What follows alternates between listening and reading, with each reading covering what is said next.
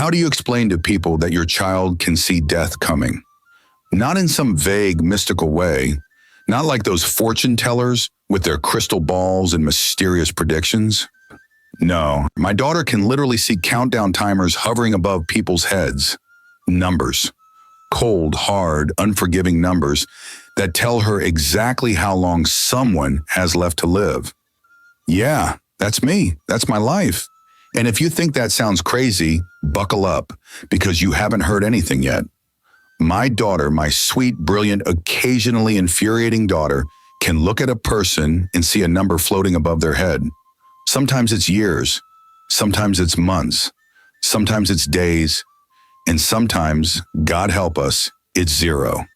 When she sees zero, that person is about to die. Could be minutes, could be hours, but it's coming, and there's usually nothing anyone can do to stop it. Except sometimes there is. Sometimes, if we're fast enough, if people actually listen to a 6-year-old girl telling them they're in danger, we can save them. But most people don't listen. Most people think she's crazy, think I'm crazy, think we're running some kind of scam or seeking attention or just plain disturbed. I get it. I really do. If someone came up to me 7 years ago and told me their kid could see death timers, I would have thought they were out of their minds too. But then I gave birth to Angel, and everything I thought I knew about the world got turned upside down. But I'm getting ahead of myself, way ahead of myself, because before I tell you about Angel and her gift and the absolute chaos that is our current existence, I need to take you back, way back, to before she was born, before I became a single mother, before everything fell apart. We need to go back to when I was 16 years old, wide-eyed and innocent, following my father to work at one of the biggest companies in the city. We need to go back to the summer I met him, Timothy, the boy who would ruin my life and then years later somehow put it back together again. So buckle up, get comfortable, because this story, it's a long one, and trust me, you're going to want to hear every single word. My name is Maya Marcus, and when I was 16, I thought I had my whole life figured out. Spoiler alert, I didn't know a damn thing. I came from what you'd call a modest family. We weren't rich, but we weren't poor either. We lived in that comfortable middle space where you had enough to eat, a roof over your head, and maybe a little extra for a movie on Friday nights if everyone behaved themselves.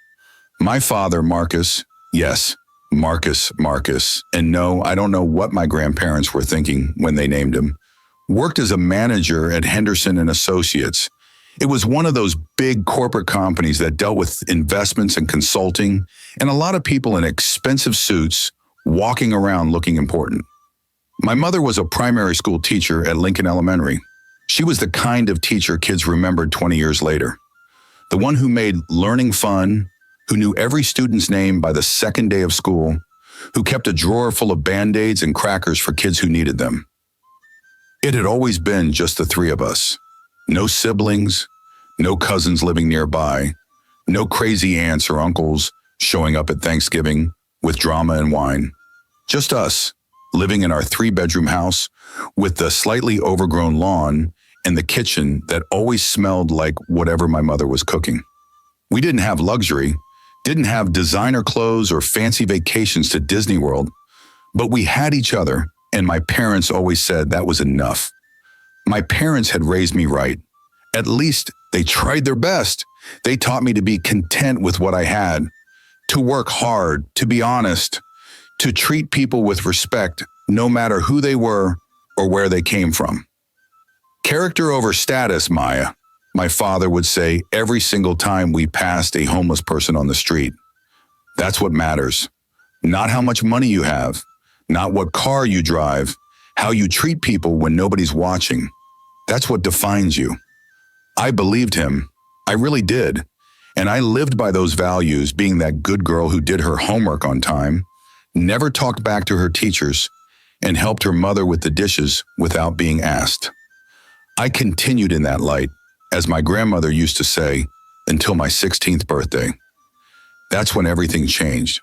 That's when I made the decision that would alter the course of my entire life. I had just finished 10th grade and summer stretched out before me like an endless highway of possibility. Most of my friends were planning to spend their breaks sleeping until noon, hanging out at the community pool, and binge watching whatever shows their parents would let them watch. But I wanted more. I wanted to do something useful, something that would help me in the future. "Daddy," I said one morning over breakfast, watching him adjust his tie in the hallway mirror, "can I come to work with you this summer?" He paused, his hands freezing mid-knot. He turned to look at me, one eyebrow raised. "To work? Baby girl, you know summer is supposed to be for relaxing, for being a kid while you still can." "I know, but I want to learn. I want to see what the real world is like. Plus, I'll be applying to colleges in 2 years. Some work experience would look good on applications, right?" My mother smiled from her seat at the kitchen table, her coffee cup halfway to her lips. "She has a point, Marcus." My father sighed, but I could see him considering it. He took his tie off and started over. He never could get it right on the first try.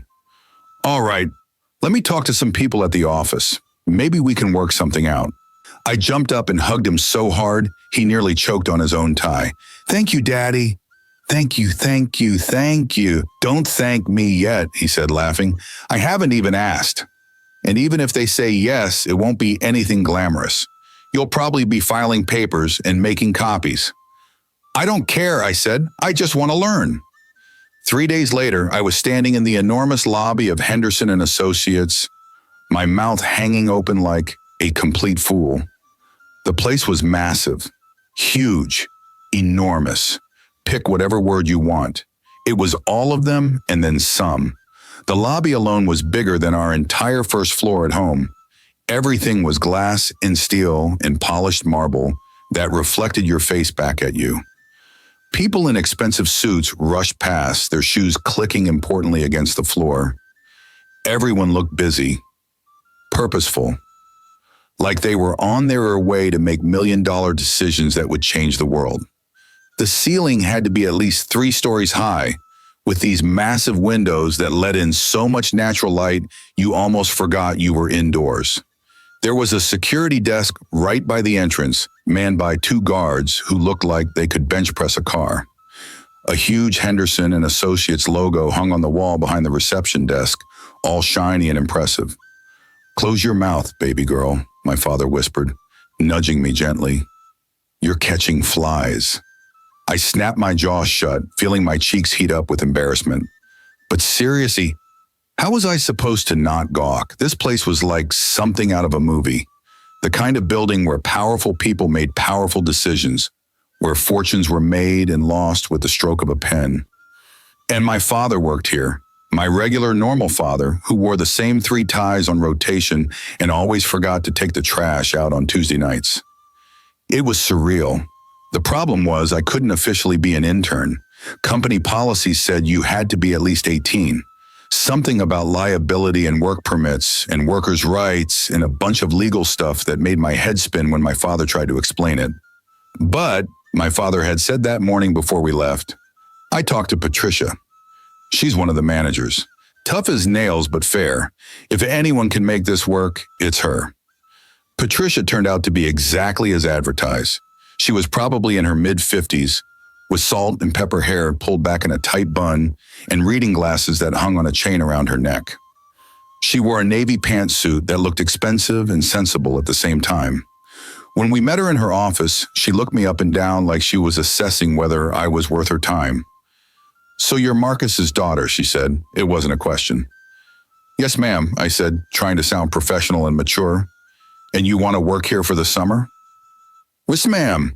I want to learn about the business world, get some experience, see what it's like to work in a professional environment." She studied me for another long moment, then sighed. "You can't be an official intern. You're too young and the paperwork would be a nightmare. But," she paused, "I suppose we could use someone to help with some of the smaller tasks around the office. Photocopying, filing, running papers from one department to another. Nothing official, of course. Consider it volunteering. For educational purposes." My face lit up. Yes, absolutely. I can do all of that. Thank you so much, ma'am. The tiniest hint of a smile crossed her face. Don't thank me yet. You might change your mind after your first week of filing. It's not glamorous work. I don't care about glamorous, I said honestly. I just want to learn. Good answer. She turned to my father. She can start Monday, 9 a.m. sharp. And Marcus, she's your responsibility.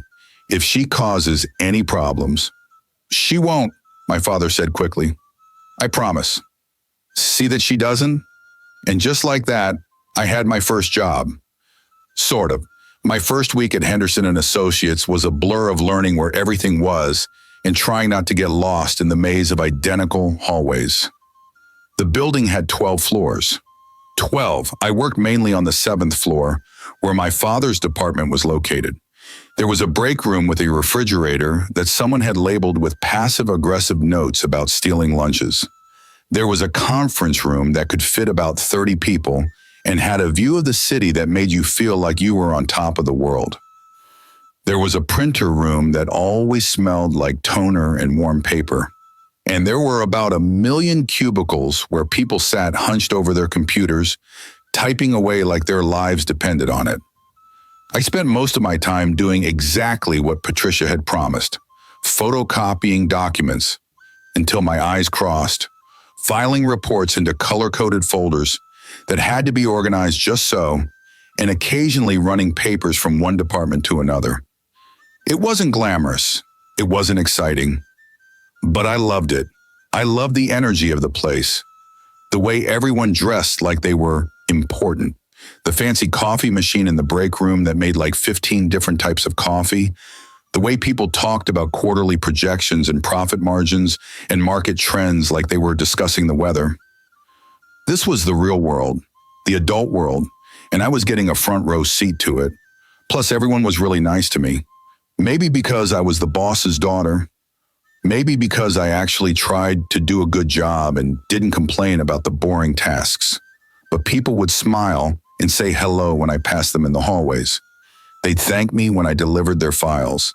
They'd ask how my day was going. It felt good, like I was part of something bigger than myself. But my favorite place in the entire building was the break room. It wasn't anything special, really. Just a small room with a few round tables, some uncomfortable plastic chairs, a refrigerator that made weird humming noises, a microwave that always had mysterious stains inside no matter how many times someone cleaned it, and that glorious coffee machine. But it was quiet, peaceful, a place where you could sit for 15 minutes and just breathe before diving back into work. That's where I met him. Timothy, the boy who would change everything. It was a Tuesday about 2 weeks into my summer at the office. I had just finished filing what felt like 3,000 documents about some project I didn't understand, and my back was killing me from being hunched over those drawers. I grabbed my lunch bag from my father's office, a turkey sandwich, an apple, and some chips my mother had packed, and headed to the break room, hoping to find an empty table where I could eat in peace and maybe scroll through my phone for a few minutes. The room was empty except for one person. A guy, a young guy, probably a few years older than me. He was sitting at one of the round tables near the window, eating what looked like leftover Chinese food straight from the container with a plastic fork. And he was, okay, let me just say it, he was gorgeous, like stupidly, unfairly, should probably be illegal levels of handsome. He was tall, even sitting down I could tell, broad shoulders that filled out his crisp white dress shirt in a way that should not have been legal. Dark hair that was styled but still looked natural, like he'd just run his fingers through it, and a jawline that could cut glass. When he glanced up as I walked in, I saw his eyes, dark brown, warm, with these little flecks of gold when the sunlight hit them just right. I froze in the doorway like an absolute idiot, my lunch bag dangling from my hand. He looked up and smiled. Hey, you coming in or just planning to stand there all day? His voice was smooth, warm, with just a hint of amusement that made me want to die of embarrassment. Sorry, I squeaked, my voice coming out way higher than normal. Yes, coming in. I'm coming in now. Real smooth, Maya, real smooth. I scurried to a table on the opposite side of the room, my face burning so hot I probably could have fried an egg on it. I pulled out my turkey sandwich with shaking hands and tried to focus on eating, but I could feel his eyes on me. Don't look at him, I told myself. Just eat your sandwich. Be normal. Act like a normal person who eats lunch and doesn't stare at attractive strangers. You're new, he said after a moment. I looked up, surprised that he was talking to me. Yes, kind of. I mean, I'm here for the summer, just helping out. Not officially an intern or anything, just doing stuff. Things, helping with things. Oh my God, Maya, shut up. He smiled again, and I swear my heart actually skipped a beat. Like, I felt it stutter in my chest. Cool, I'm an intern, here for the summer too, actually. Trying to get some experience before I head back to school in the fall. Oh, I said, trying to sound intelligent and failing miserably. That's cool, very cool. Internships are cool. Stop saying cool, you absolute disaster of a human being. There was a pause, a slightly awkward one where I stuffed half my sandwich in my mouth so I wouldn't have to talk anymore and embarrass myself further. I'm Timothy, by the way, he said, standing up and walking over to my table. He held out his hand. I stared at it for a second, my brain short-circuiting, before remembering that I was supposed to shake it. I wiped my hand on my jeans, because of course my palms were sweating, and took his hand. His handshake was firm, confident. His hand was warm and strong, and I tried not to think about how long we were shaking hands, or whether it was weird that I didn't want to let go. Maya, I managed to say without choking on my sandwich. I'm Maya. Nice to meet you, Maya. He sat down in the chair across from me, completely uninvited but somehow making it seem totally natural. So, what grade are you in? Junior? Senior? I just finished 10th grade, I admitted. His eyebrows shot up. 10th grade? Wow, you're starting early with the work experience. My dad works here, I explained quickly. He pulled some strings to let me help out for the summer. I'm trying to, figure out what I want to do with my life. Get a head start. Smart, Timothy said, and he sounded like he actually meant it. Most kids your age are just worried about Instagram and TikTok. It's cool that you're thinking about your future. I felt a little burst of pride at that. I mean, I still care about social media and stuff. I'm not that weird. But yeah, I want to be prepared, Nothing weird about being prepared, and he said, I wish I'd thought about it more when I was your age. We sat there for the rest of lunch just talking. About school, about work, about how intimidating this building was the first time you walked in. He told me he had just finished his first year of college, studying business administration. He said he wanted to work in corporate management someday, maybe even start his own company eventually. I told him I wasn't sure what I wanted to do yet. Maybe something in education like my mom. Maybe something in business like my dad. Maybe something completely different that I hadn't even thought of yet. You've got time to figure it out, he said, standing up and throwing away his empty container. You're only what, 15? 16? 16, I confirmed, trying not to feel self-conscious about how young that sounded. See, plenty of time. You'll figure it out. He smiled at me one more time. Nice talking to you, Maya. I'll see you around. And just like that, he was gone, leaving me sitting there with my half-eaten sandwich and a ridiculous smile on my face. I didn't know it then, but that conversation was the beginning of everything. The beginning of friendship, the beginning of love, and the beginning of the biggest disaster of my life. After that first lunch, Timothy and I developed what I can only describe as an easy friendship. We'd run into each other in the break room most days. Sometimes he'd be there first, sometimes I would be. We'd sit together at that same table by the window, share our lunches, and talk about absolutely everything. He told me about college life, about his classes and his professors, some of whom were brilliant and some of whom had clearly given up on life years ago. He told me about his dorm room and his roommate who played video games until 3 a.m. He told me about parties and football games and All the things that came with being a college freshman.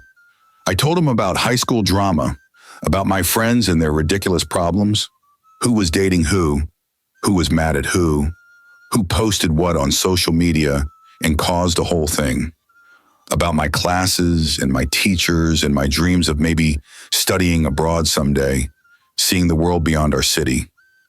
Looking back, those conversations were probably pretty surface level, the kind of small talk that happens when two people are just passing time together, learning the basics about each other.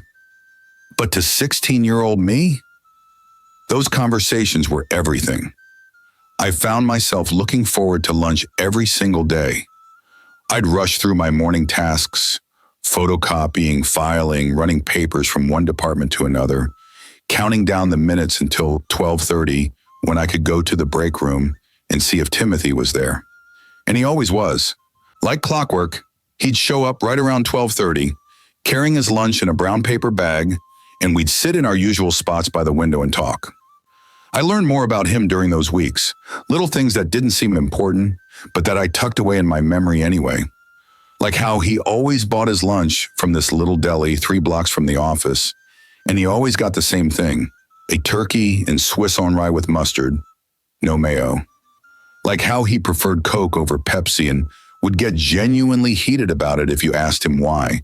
Like how he had a habit of running his hand through his hair when he was thinking, which made it stick up in this adorable way that I definitely didn't spend too much time thinking about.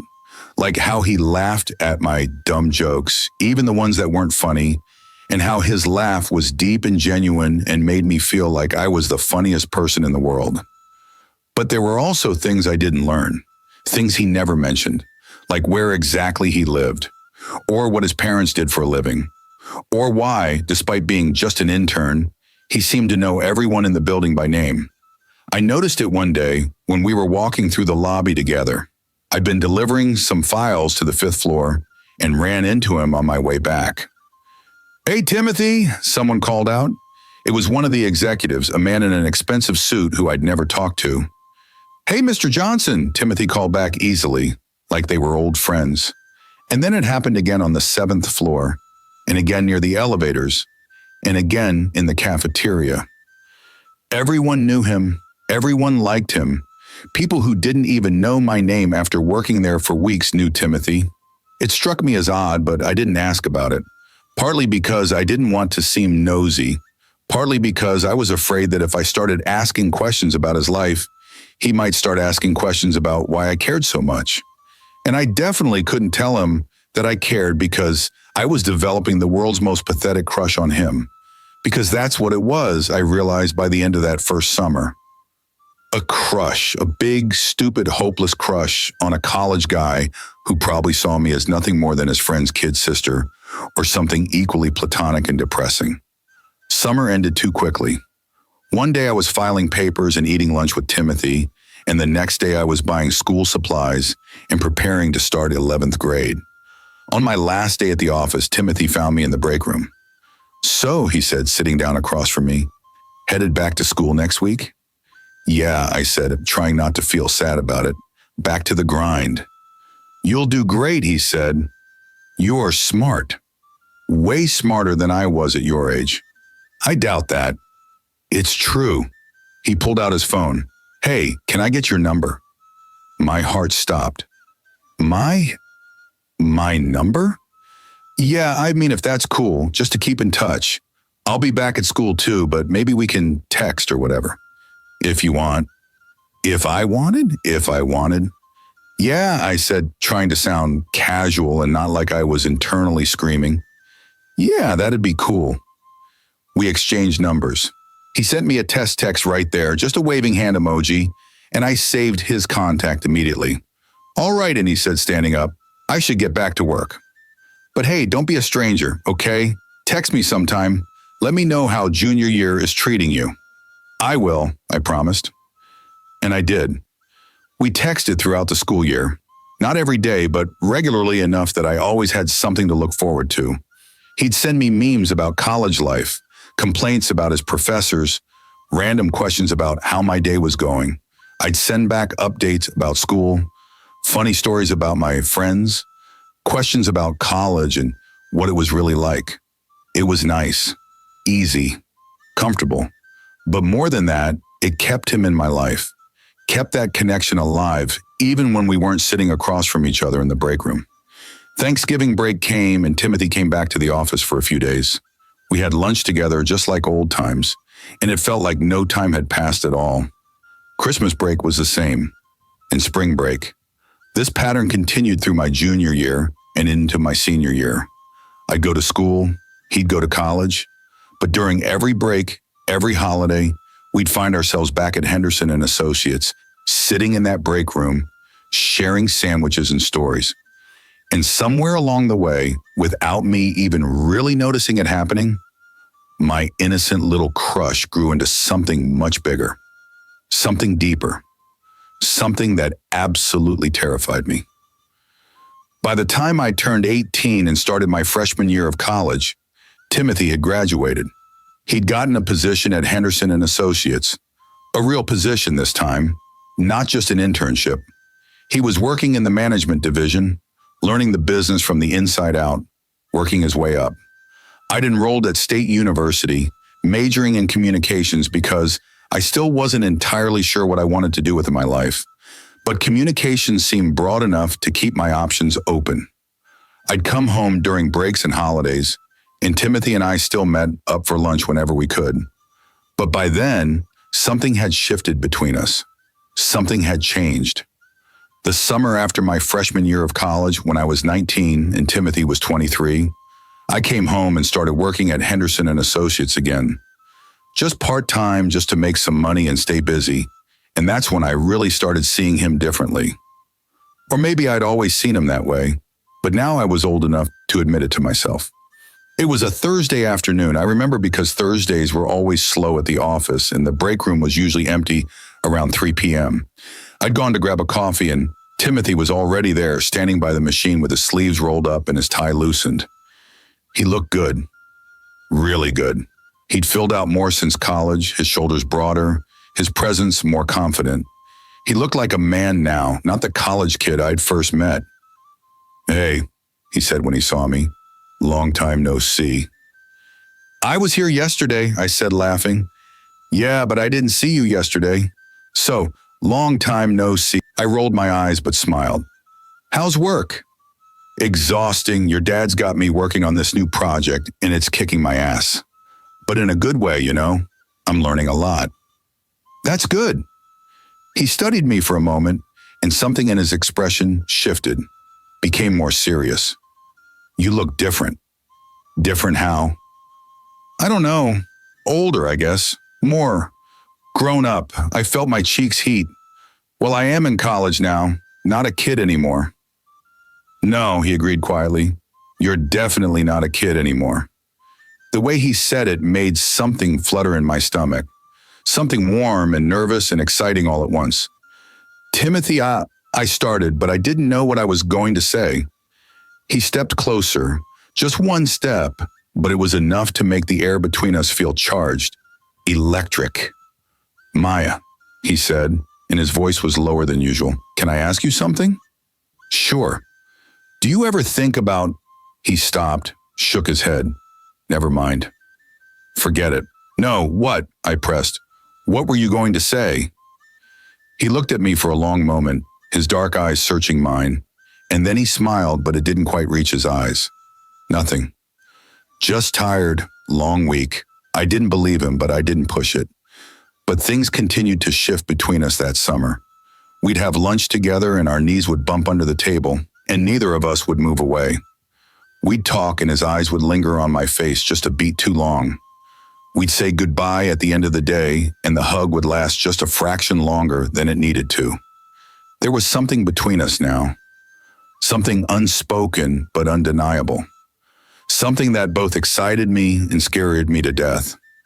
The summer I turned 20 changed everything. I just finished my sophomore year of college and was home for break, working at Henderson and Associates like always. Timothy was still there, now in a junior management position, looking more handsome and professional than ever. But this time, the tension between us was impossible to ignore.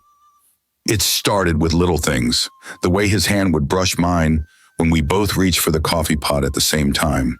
The way he'd smile at me from across the office, this secret smile that made my insides turn to jelly.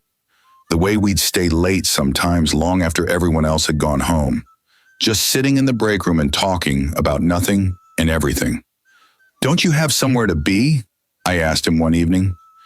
It was almost 8 p.m. and the office was empty except for the cleaning crew. "Not really," he said, "just my empty apartment. Not exactly exciting." "Same.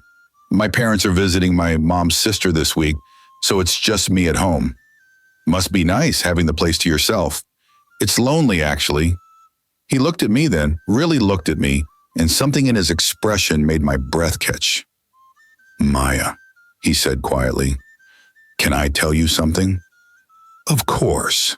He hesitated, like he was weighing whether to say what he was thinking. Then he took a deep breath. "I really like spending time with you." "I like spending time with you too." "No, I mean..." He ran his hand through his hair, frustrated. "I really like you, as in more than just friends. I've liked you for a while now, actually, but I kept telling myself it was wrong because you were younger, and we worked together, and there are like 100 reasons why this is a terrible idea." My heart was hammering so hard I thought it might break through my ribcage. "Timothy, but I can't stop thinking about you," he continued, his words coming faster now. "And I know that's probably completely inappropriate to say, and you probably think I'm a creep, and I'm sorry I kissed him, just stood up, walked around the table and kissed him. For a second he froze, clearly shocked, but then his hands came up to cup my face and he was kissing me back. And oh my God, it was everything I'd imagined and more. When we finally broke apart, both of us breathing hard, he rested his forehead against mine. "I've wanted to do that for years," he whispered. "Me too," I admitted. "Since I was 16, actually." He laughed, the sound warm and happy. "You were such a baby back then." "I wasn't a baby. I was 16. "You were a baby," he insisted, "but you're not anymore." And then he kissed me again, and I stopped caring about anything else. After that night, everything changed between us. We started seeing each other, dating, whatever you wanted to call it. We kept it secret, of course. We both knew it was probably not a great idea to advertise that we were together. I wasn't sure how my father would react to me dating someone from his office, someone older than me. And Timothy never really explained why he wanted to keep it quiet. He just said it was better this way. Easier. I didn't question it. I was too happy to question anything. We'd meet after work. He'd pick me up a few blocks from the office so no one would see us leaving together, and we'd drive somewhere, anywhere, just to be alone. Sometimes we'd go to this little overlook outside the city where you could see all the lights spread out below like stars falling to earth. Sometimes we'd drive to the next town over and see a movie where we knew we wouldn't run into anyone we knew. Sometimes we'd just drive around talking and laughing and holding hands, and that was enough. It was perfect. Magical, like something out of a romance novel. I was completely, utterly, hopelessly in love, and I was pretty sure he felt the same way. "Tell me something," Timothy said one night. We were at our usual overlook, sitting in his car with the windows cracked to let in the cool night air. "Like what?" "I don't know. Something I don't know about you. Something real." I thought about it for a moment. "Sometimes I'm scared that I'm not good enough. Like everyone expects me to have my life figured out, and I'm just making it up as I go along, hoping I don't mess everything up." He squeezed my hand. "You're more than good enough, Maya. You're incredible. You're smart and funny and kind, and anyone who can't see that is an idiot." "What about you?" I asked. "Tell me something real." He was quiet for a long moment. "Sometimes I feel like I'm living someone else's life. Like there are all these expectations on me, and I'm just trying to meet them, but I don't know if it's what I actually want." "What do you want?" "I don't know," he admitted. "But being with you, that feels right. That feels real." My heart swelled. "Timothy, I love you," he said, and the words hung in the air between us like something precious and fragile. I know it's probably too soon to say that, and I know we've only been actually together for a couple months, but I've known you for years now, and I'm sure. I love you, Maya. Tears prick my eyes. I love you too. And I meant it with every fiber of my being. It happened one night in late July. We'd been dating for about 2 months by then. 2 months of secret meetups and stolen kisses and falling more in love with each passing day. Timothy picked me up after work like usual, and we drove out to our overlook. "I've been thinking," he said once we were parked. "Uh-oh, that's dangerous." He laughed. "Shut up, I'm trying to be serious here." Okay. What have you been thinking about?" "About us. About the future. About," he turned to face me, his expression intense, "about how much I love you. How much I want you in my life." My heart started racing. "Timothy, I know we've been keeping this secret, and I know there are reasons for that, but Maya, I don't want to hide anymore. I don't want to sneak around. I want people to know you're mine." "What are you saying?" "I'm saying," he took a deep breath, "I'm saying I'm tired of pretending this isn't serious, that you're not the most important person in my life." I felt tears start to well up. Happy tears this time. "You're the most important person in my life too," I whispered. He reached out and tucked a strand of hair behind my ear, his touch gentle. "Maya, I want you to know something. No matter what happens, no matter what anyone says or thinks, what we have is real. You understand that, right?" "I understand." He leaned in and kissed me, soft and sweet at first, but then deeper, more urgent, like he was trying to communicate something he couldn't put into words. When he pulled back, his eyes were dark with an emotion I couldn't quite name. "Maya, I know," I said. "I feel it too." And I did. I felt it in every cell of my body. This pull toward him, this absolute certainty that this was right, that we were right. "Come here," he whispered, and I climbed over the center console into his lap, awkward and laughing. "Smooth," he teased. "Shut up. Your car is tiny. You're worth the cramped space." He kissed me again, and this time it was different. This time there was an intensity to it that made my whole body feel like it was on fire. His hands were in my hair, on my back, pulling me closer. My hands were on his shoulders, his chest, his face. We couldn't get close enough. "Maya," he breathed against my lips. "Are you sure?" I knew what he was asking, knew what this moment meant, and I'd never been more sure of anything in my life. "Yes," I whispered. "I'm sure." What happened next was clumsy and awkward and beautiful all at once. It was my first time with anyone, ever. Timothy was gentle, patient. He kept checking to make sure I was okay, asking if I wanted to stop. But I didn't want to stop. I wanted this. Wanted him. Wanted to cross this line that would tie us together forever. Afterward, we stayed tangled together in the back seat, his shirt draped over me like a blanket, both of us breathing hard and grinning like idiots. "That was," I started. "Yeah," he agreed. "It really was." "I love you," I said again, because I needed him to know, needed him to understand that this wasn't just physical for me, that it meant something. "I love you too," he said, kissing my forehead. "So much, Maya, more than I can even put into words." We stayed there for a while longer, just holding each other, watching the city lights twinkle below us. I felt safe, complete, like I'd finally found where I belonged. I had no idea that in just a few short weeks, everything would fall apart, that this perfect moment was the calm before the storm, that the happiness I felt right now would turn into the worst pain I'd ever experienced. But I didn't know any of that yet, so I just held him close and let myself be happy, for as long as it would last. The next few weeks were a blur of stolen moments and secret smiles. We were careful, so careful. We made sure no one at the office saw us together outside of work. We kept our relationship completely separate from our professional lives. But looking back, I realize now that we weren't careful enough, because someone noticed, someone always notices. It was mid-August when I realized something was wrong. I was late. Not late for work, late as in my period was late. At first, I didn't think much of it. Stress could mess with your cycle, right? And I'd been stressed lately. I was working full-time, I was in a secret relationship. That was plenty of reason for my body to be a little off schedule. But after a week, I started to worry. After 2 weeks, I was panicking. After 3 weeks, I couldn't ignore it anymore.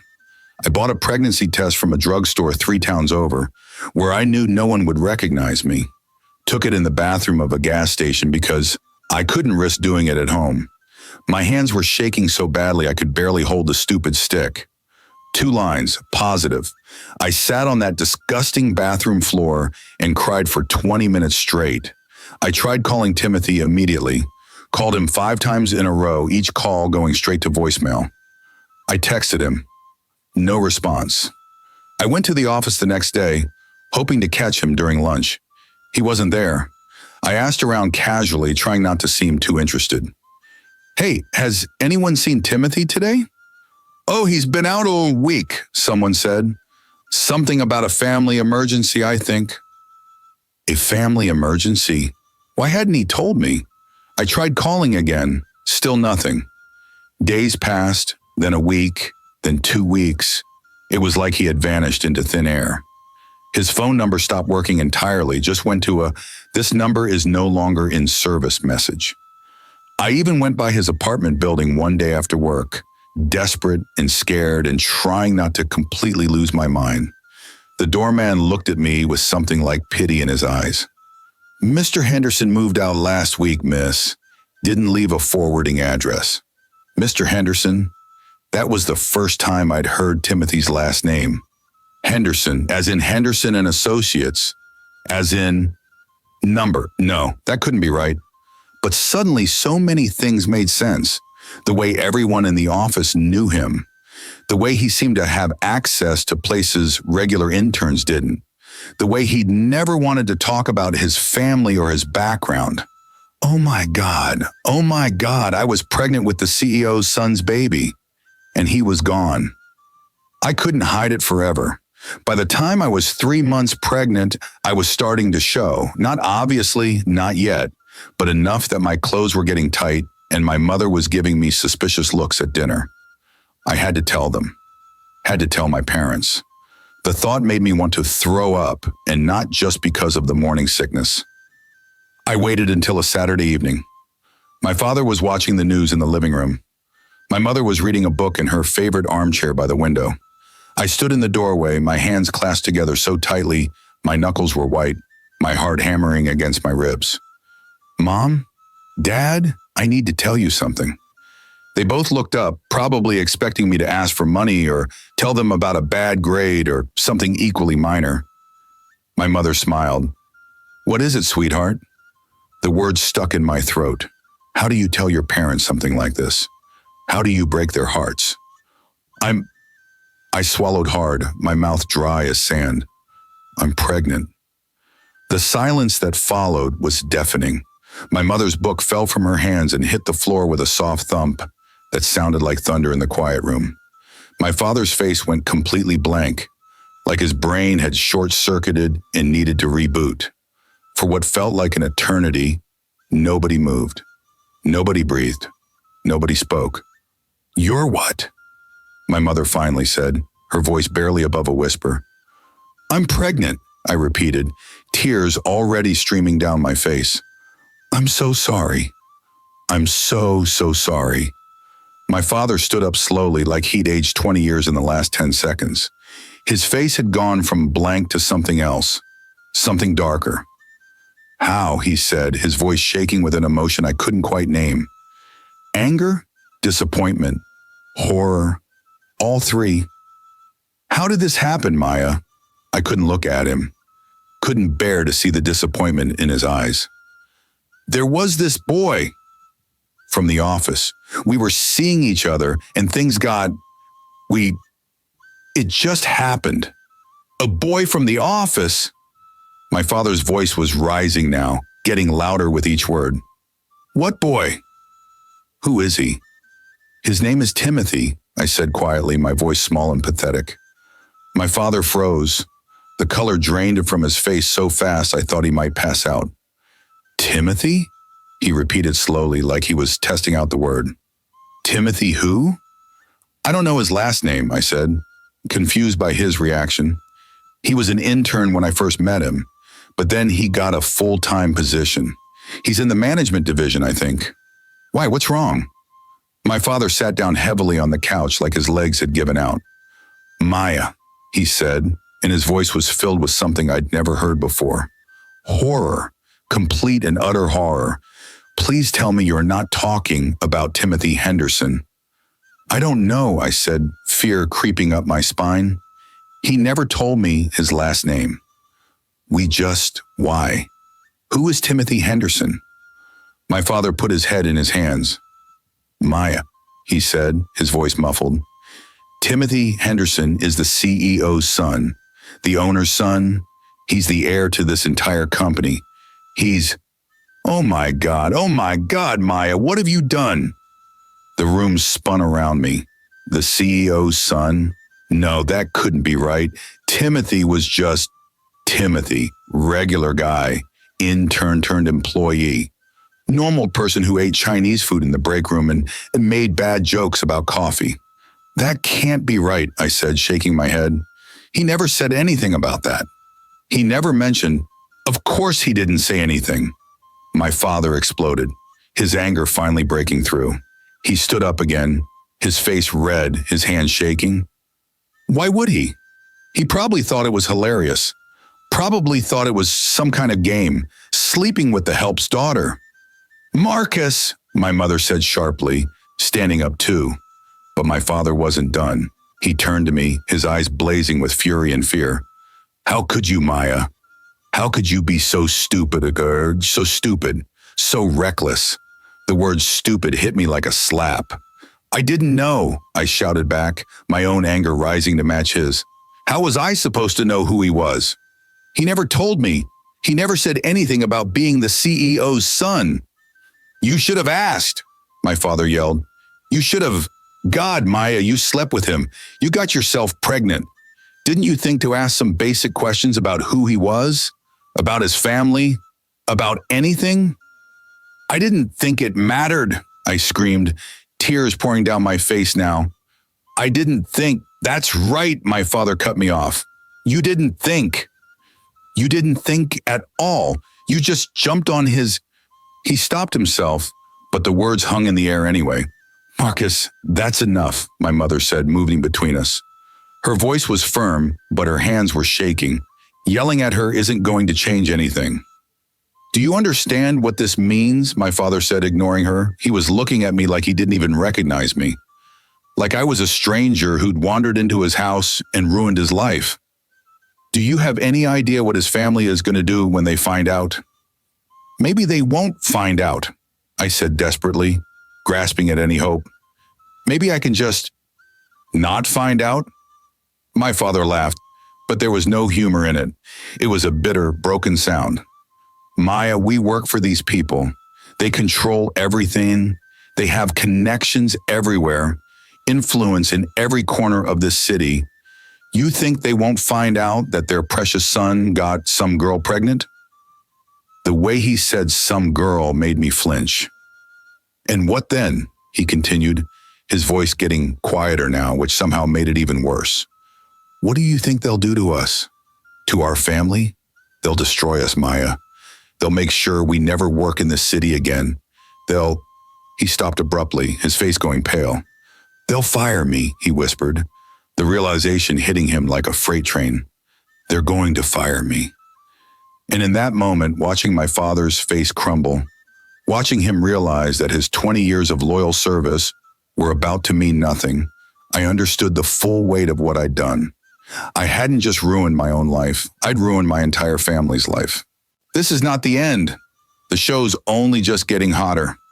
Type episode 2 in the comments if you want us to continue. And if you have enjoyed watching this video, please show this channel some love by giving this video a thumbs up and subscribe if you haven't done so by now. Thank you, besties, for always sticking around. See you in the next one.